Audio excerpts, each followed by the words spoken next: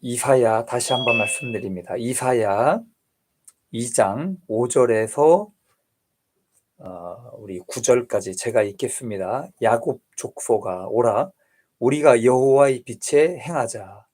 주께서 주의 백성 야곱 족속을 버리셨음은 그들에게 동방 풍속이 가득하며 그들이 블레셋 사람들 같이 점을 치며 이방인과 더불어 손을 잡아 언약하였습니다.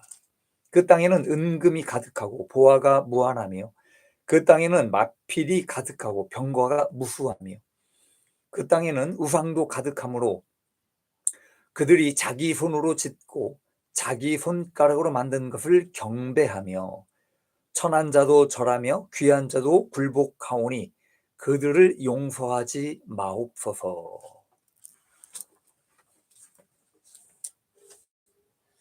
할렐루야. 오늘도 주님의 은혜가 여러분들에게 함께하기를 바랍니다. 요즘 좀 나라가 좀 시끄럽죠.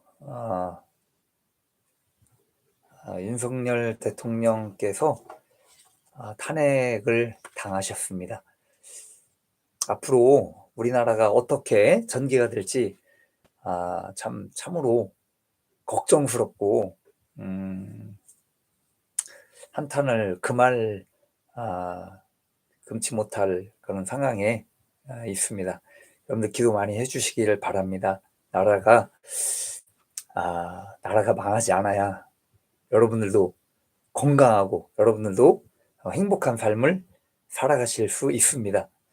오늘 말씀 한번 보겠습니다. 오늘 제목이 내가 추구하는 삶이라는 제목으로 말씀을 좀 드리려고 합니다. 먼저 본문 말씀 5절이죠. 5절에서 이 9절의 말씀은 이스라엘이 하나님의 심판을 피할 수 없는 이유로 그들의 죄상을 고발하는 내용이 지금 들어 있습니다. 그래서 여기서 이야기하는 이 고발하는 이스라엘의 죄가 여기서 세 가지로 이야기를 하고 있습니다.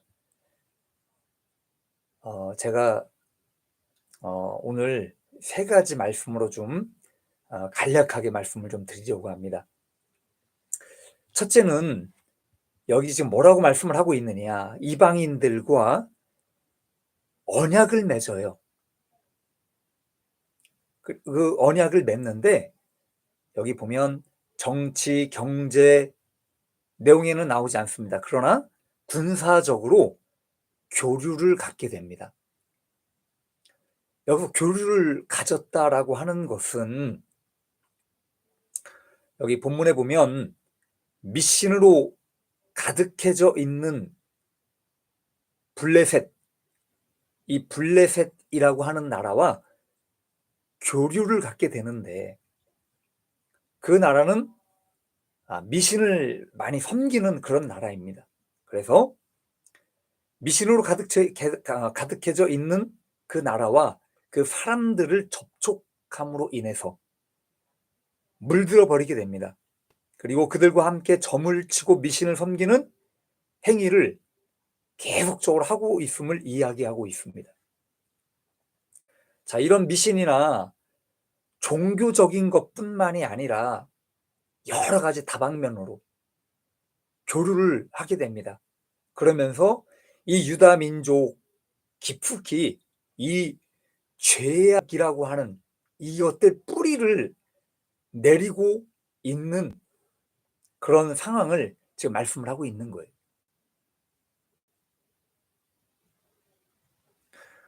사람이 누구를 만나고 어떤 사람들과 어울리느냐에 따라서 여러분 영향을 받게 돼 있습니다. 여기 이스라엘 민족 이 사람들이 블레셋이라고 하는 나라와 접촉을 하고 그 나라의 문화를 받아들이면서 여러 가지 일들이 지금 벌어지고 있는 거예요. 자, 두 번째는 하나님을 의뢰하기보다는 경제력과 군사력을 더 의지하는 교만한 마음을 가지게 되었다라고 이야기합니다. 여기 그 땅이라고 하는 것은 어느 나라를 이야기하는가? 남유다를 이야기합니다. 자, 그래서 이 남유다에 지금 보니까 은과 금이 넘치도록 많았다. 보화도 많이 있음을 지금 이야기를 합니다. 금은 보화가 넘치는 나라, 얼마나 행복할까요? 언제 어디서 이런 부를 축적했는지는 잘 모르겠지만 본문에서 보면 아주 부유한 나라로 이야기를 하고 있습니다. 여기서 은을 가장 이야기하는 이유가 무엇인가? 여러분, 은은요, 그 당시에 활용도가 무척이나 높았기 때문에 은을 이야기한 겁니다. 여러분들이 흔히 시장을 가면 카드를 잘 안 쓰죠? 시장을 가면 상인들조차 카드 받는 것을 참 꺼려합니다.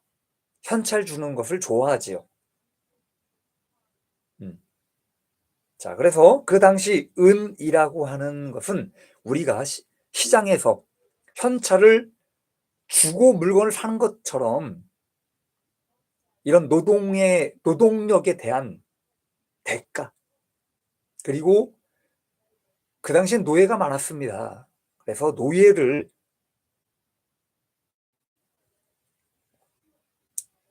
이 은으로 주고 산 겁니다. 무역이 활발한 지역에 주로 은을 사용하게 됩니다. 어떤 값어치가 나가는 물건을 주고받는 것이 아니에요. 눈에 보이는 현물, 내가 직접 눈으로 봐야 돼. 그리고 확실한 값어치가 있는 것을 추구하는 그 시대 사람들의 삶을 지금 이야기하고 있다는 거죠. 자, 여러분, 돈이 돌고 부요가 넘치게 되면 어떤 일이 벌어집니까? 대부분 나라가 잘 살게 되고 부유한 나라가 되면 따라오는 것이 있습니다. 뭐냐 하면 전쟁에 필요한 무기들을 공급을 합니다. 군사력, 잘 사는 나라들일수록 좋은 무기, 강력한 무기들을 준비를 하죠. 여기 지금 군사력을 이야기하고 있습니다. 말과 병거가 많아질 수밖에 없었다는 거죠. 은이 많은, 금이 많은, 보화가 많은 이 나라에 이런 군사력을 준비할 수밖에 없는 그런 현실이었다라고 이야기를 합니다. 돈이 많은 나라, 돈이 많은 사람, 이렇게 군사력이 강한 나라는 결국은 뭐냐? 하나님을 의지하지 않게 된다는 것입니다. 하나님을 의지할 필요가 없는 거예요. 이 사람들은 모든 것이 풍족한 그런 곳에 누가 하나님을 의지하고 하나님께 구하겠습니까?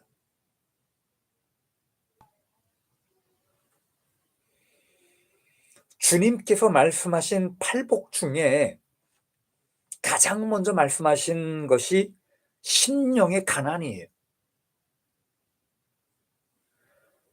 심령이 가난한 자는 복이 있나니 천국이 그들의 것입니다. 그 말이 뭡니까?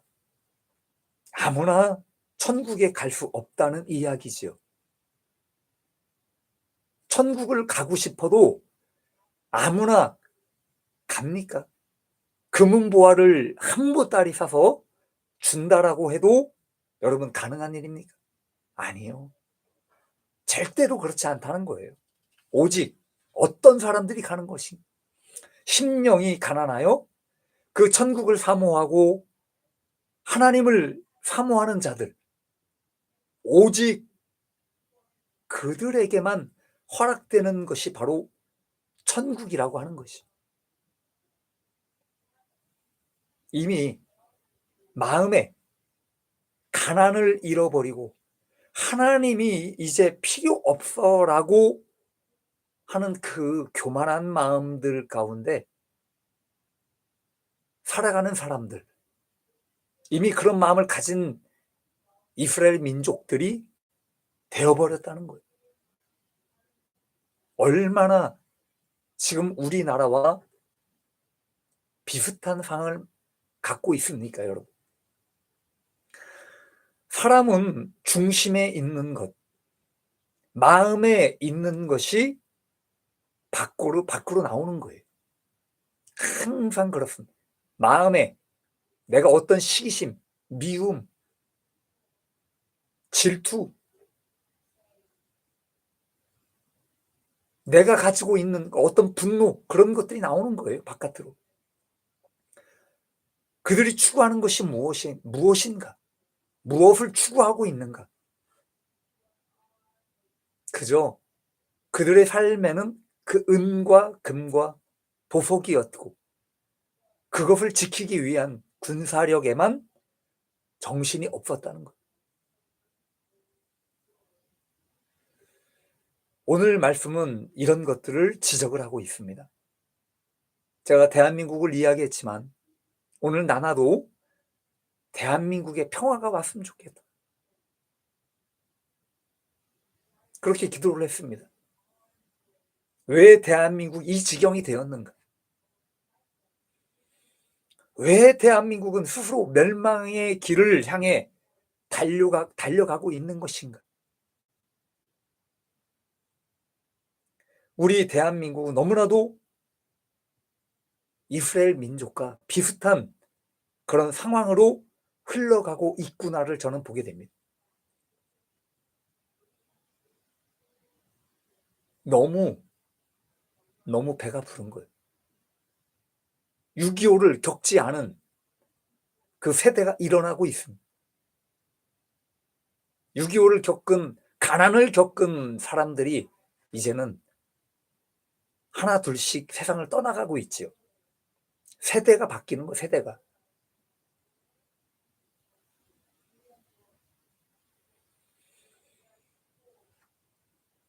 너무 배가 부르고 한국은 너무 교만해져 있습니다.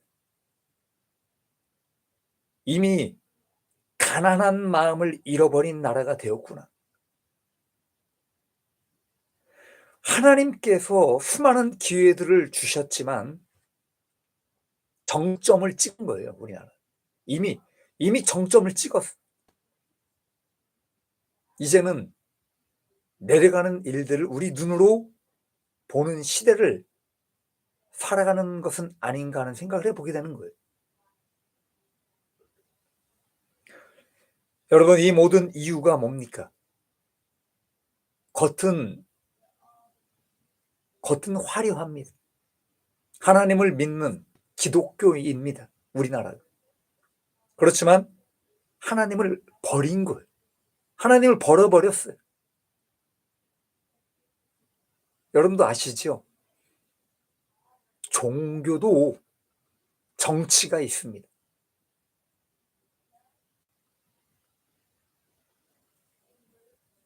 진리와 정의를 따라가는 것이 아니라, 하나님의 말씀을 따라가는 것이 아니라 자기의 이익과 어떤 단체의 이익을 따라가는 정치를 하고 있는,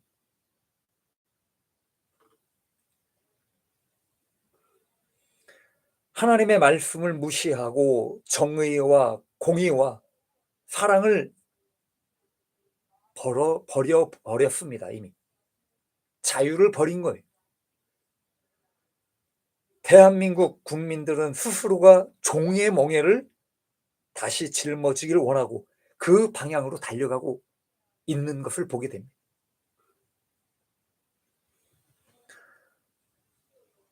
여러분, 세 번째는 오늘 말씀에 무엇이라 말씀을 하고 있는가? 귀천을 막론하고 손으로 만든 우상을 섬기고 있다라고 말씀을 합니다. 그 당시는 그럴 수밖에 없었을 것이다 라고 저는 봅니다. 왜냐하면 신들이 많은 시대였기 때문이에요. 신들이 많았어. 그 당시에는. 종교성과 미신이 많은 시대였기 때문입니다. 지금처럼 과학이나 의료 기술이 발달된 것이 아니기 때문에 미신적인 것이나 신들을 더 많이 의지해야 하는 그런 시대를 살아왔다는 거예요. 인류는 육체를 가진 동물인 동시에 영을 가진 존재이기 때문에 영적인 삶을 살아갈 수밖에 없는 존재입니다. 누구나 다 아실 거예요. 육적이면서, 지극히 육적이면서 영적인 존재, 정신을 갖고 있고 의식을 갖고 있어. 생각할 줄 알고 도덕적이고 무엇이 옳고 그른가를 분별할 줄 아는 것이 인간이에요. 하나님께서 그렇게 만드신 겁니다. 오늘 본문에 주목할 말씀은 사람의 손으로 만들었다는 거예요. 사람의 손으로. 인간의 손가락으로 만들었다. 여러분, 물론 이 말씀이 우상에 관한 말씀이기도 합니다. 그러나 더 나아가서 우리가 생각해 봐야 할 것은 무엇인가? 사람이 살아가면서 어디에 더 많은 가치를 두고 살아가는가? 가치. 무엇을 추구하고 사는가? 내가 추구하는 삶이 무엇인가? 하나님을 더 사랑하는 사람은요, 항상 하나님만 중심, 하나님 중심, 말씀 중심, 교회 중심으로 살아갈 거. 내가 어떻게 주님을 사랑할까? 내가 어떻게 살아가는 것이 주님을 더 기쁘게 하는 삶인가? 무엇이 옳은 삶인가? 그것을 생각하고 고민하고 그렇게 살아갈 거예요.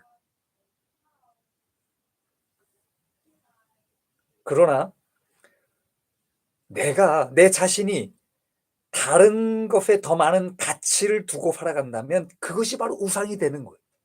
무엇이 됐든. 내가 누리고 살아가는 모든 그 삶 가운데에 하나님보다 더 앞세우고 더 사랑하는 것이 그것이 바로 우상이 되는 거예요. 여러분이 복권 한 장을 사셨습니까? 그 복권 한 장이 만약에 1등이 당첨이 된다면 내가 추구하는 것이 내가 추구하는 삶이 확고하고 하나님 안에서 진리 가운데 흔들리지 않는 그런 확고한 삶을 내가 살아가고 있다라고 한다면 그 복권 1등이 당첨됐을 때에 그것은 나에게 큰 힘이 될 거예요. 왜냐? 그걸 허투게 쓰지 않기 때문입니다.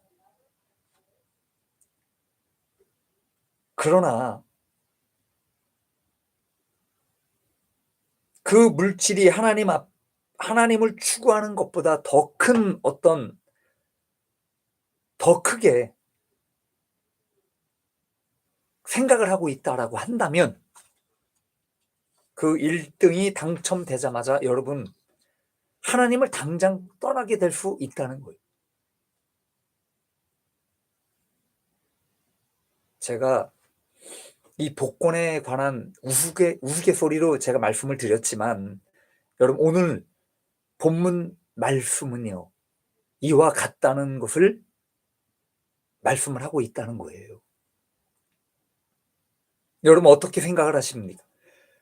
여러분 어떻게 하실 건가요? 어떤 선택을 하실 겁니까?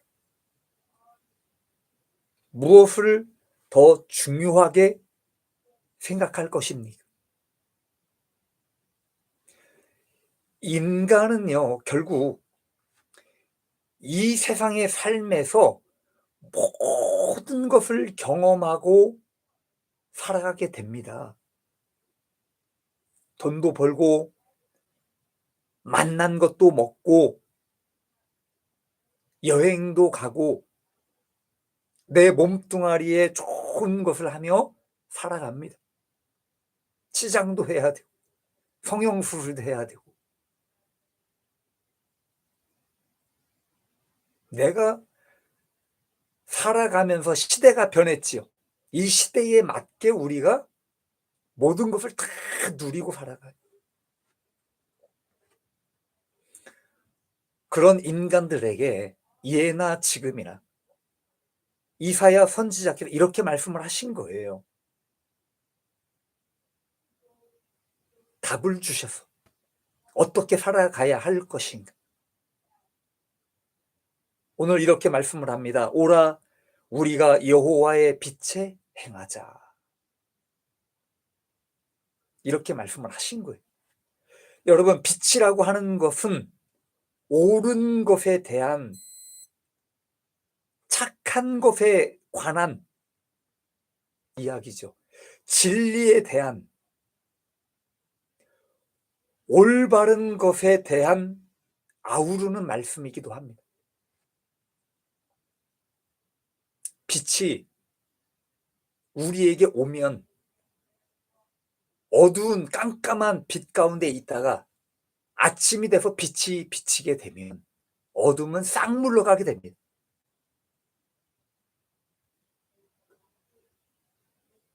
그래서 빛이라고 하는 것, 옳은 모든 것을 이야기하는 것.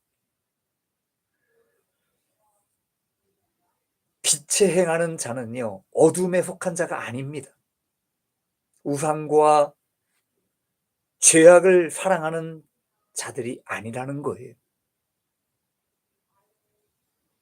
여러분 말씀을 정리하고자 합니다. 우리는 어두워진 세상 가운데에서 이 빛이 되어야 한다는 거예요. 오늘 말씀 여러분 빛이 되는 것, 빛 가운데 행하는 것, 우리가 세상에 빛이 되어야 한다는 말씀을 오늘 하고 있지요. 너희는 세상의 빛과 소금의 역할을 하라고 하신 말씀이 오늘 이 시대에 살아가는 우리에게 하시는 말씀이라고 저는 생각을 합니다. 여러분들이 추구하는 삶, 내가 추구하는 삶이 어떤 삶이 되어야 하겠는가? 여러분, 빛 가운데 들어오십시오. 그리고 그 빛 가운데 행하십시오. 그것은 곧 하나님 안에 살아가는 삶이 되는 것입니다. 그래서 여러분 빛 가운데 하나님의 빛의 자녀가 되어서 이 어두운 세상, 진리와 공의가 무너져가는 세상, 죄와 범죄가 가득한 이 세상 가운데서 여러분들이 빛이 되십시오.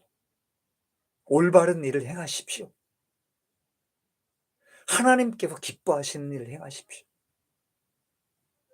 나라가 저는 어떻게 될지 모릅니다.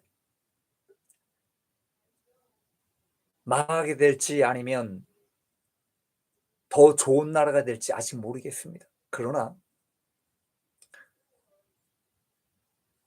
세상은요, 항상 똑같은 그 일들을 행하며 그렇게 살아왔습니다.